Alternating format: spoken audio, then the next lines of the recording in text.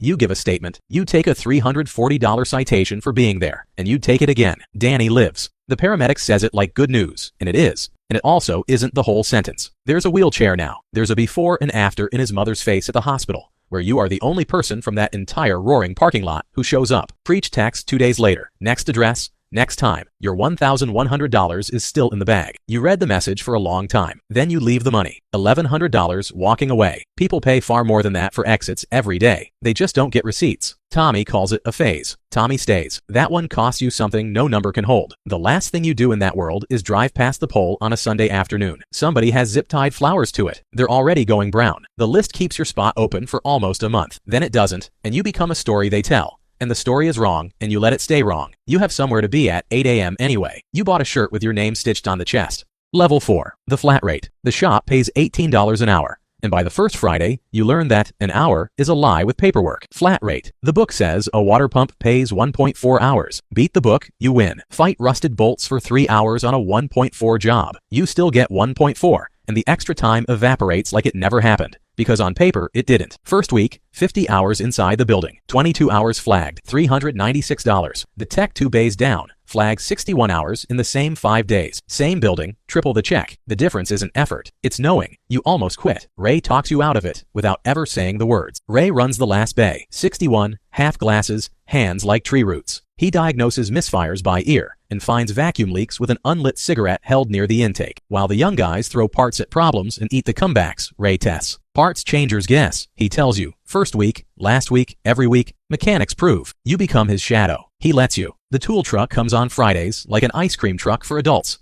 and you watch grown men finance $40,000 of chrome at truck loan rates, paying $120 a week to the smiling man forever. You go the other way. Estate sale. Saturday morning. A dead machinist rollaway box, $900, tools worn smooth by 40 years of a stranger's hands. His name is engraved on a brass plate on the lid. You leave the plate on. Some debts you inherit on purpose. You took this job over the dealership across town for $4 an hour less, and everyone said you were an idiot. And everyone was almost right. But this shop has something the dealership doesn't. Sitting under a tarp in the back bay like a sleeping animal. A dyno. It takes 5 months of staying late, sweeping up, and proving you're not a parts changer before Ray flips you the key one Tuesday night. Electricity's $40 an hour, he says. Break it, you own it. That's the entire contract. It never needs to be more. So your nights grow a second shift. You tune your own car until the graphs bore you. Then a coworker's truck, then a stranger's from an online post. $250, undercutting the $400 men, honest about being new. And he leaves with 31 more wheel horsepower and your phone number. Word of mouth doesn't walk. It sprints. Saturday becomes tuning day. 3 cars, $750, while your toolbox, 600 pounds of another man's life, sits closed. The laptop weighs 3 pounds. You start seeing the whole industry the way Ray sees an engine. The shop bills customers $145 an hour and pays you $18. The book time is the house edge. The tool truck is a casino on wheels. Everyone in the building is renting their hands to somebody else's math. Ray catches you doing that arithmetic on a parts invoice one day and reads your face like a scan tool. Go on then, he says, but do it right.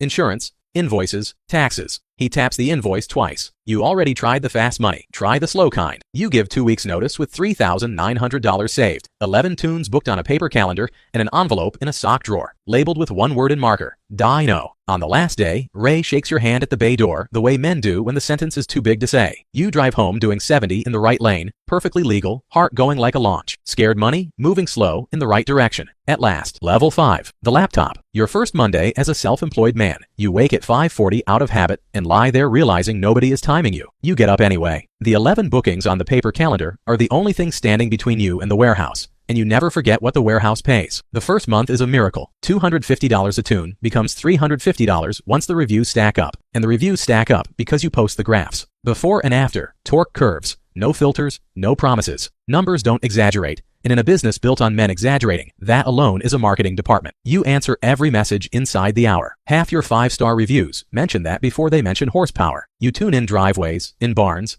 in a storage unit full of boat parts, running the laptop off an inverter while a space heater fights the cold. Mobile liability insurance costs $85 a month, and you pay it before you pay yourself, because one lawsuit would erase you. And the man who taught you the word invoices would never forgive it. Month 2, the calendar goes quiet. 11 days, 0 calls. You refresh your inbox until your thumb aches. The old panic climbs back in through a window you forgot to lock. Grocery aisle math, the glove box roll, the exact weight of $611.40. At 1 a.m., you catch yourself pricing your own toolbox online. and you close the laptop and sit in the dark and say it out loud so it counts. One bad month is weather. It is not the climate. Then a message arrives from a man 400 miles away. He's seen the graphs. He wants to know if you can tune a car you will never touch. You can. Data logs by email. Revisions at night. $175 a car, minus the $49 software credit. No wrench, no drive, no state line. The first week you do 3. 2 months later you're doing 5 a night after the in-person work, and you finally understand what the flat rate book could never price. Your knowledge, working, in driveways, your hands will never visit. You buy a used minivan for $4,300 to haul equipment. You finally get the joke. The quiet man from under the streetlight, the original $400 man, messages you out of nowhere. He's moving states. He sends you his overflow list like a man handing down a parish. 40 names. You work through every one of them, and you never once miss a callback because you remember exactly what it felt like to be a name on somebody's list. Then Ray calls, and his voice is wrong. The owner's retiring. The shop is closing. Everything goes to auction Saturday. The lifts, the compressors, and the animal under the tarp in the back bay. Saturday, you stand in the crowd holding the dyno envelope. $6,200 now. And a loan approval you signed with a hand that doesn't shake anymore. The equipment loan is $14,000 at 9%, and you read every line twice. The bidding stalls at 18. You take it at $19,500, and it swallows almost everything liquid you have. And it is the easiest money you have ever spent, because it isn't spending. It's repatriation. That machine taught you. Now it works for you. Ray finds you doing paperwork on the hood of the minivan. Slow kind, he says. Nothing else. It never needs to be more. You now own a 2,400-pound machine and no building to put it in. You've been broke enough to know that isn't a problem. That's a deadline. Level 6. The 2 bays. The building used to be a transmission shop and the floor still remembers. $1,850 a month. 2 bays, a roll-down door, oil stains older than you are. The first night, you lock up and stand alone in the empty dark, listening to the roof tick, and it isn't a room. It's a future with a floor drain. The dyno goes in the back bay. Bolting it down takes 2 days and costs you a knuckle. And when it runs its first pull under your own roof, you stand there letting the noise go through you like weather. Then the real education starts, because owning a shop and running one are different sports. Garage insurance, $310 a month. Business filing, $125. A used lift, $2,800. Month 3, after every bill clears, your profit is $212, and you laugh at the number, because you once made more than that in a parking lot with a borrowed jack. You learn the quiet arithmetic every shop lives on. The labor keeps the lights on. The parts margin pays you. You learn deposits the hard way, after a man orders $3,100 in parts and evaporates. Half down in writing forever after. You put a number on the office whiteboard, $21,000. 3 months of everything the building costs to exist. It takes 14 months to stack it, and you never touch it again. You call it the floor. Winters get thin, a compressor dies on a Friday. A customer's check bounces, and nobody panics, ever, because the floor is there. Most shops die of one bad month. Yours is not allowed to.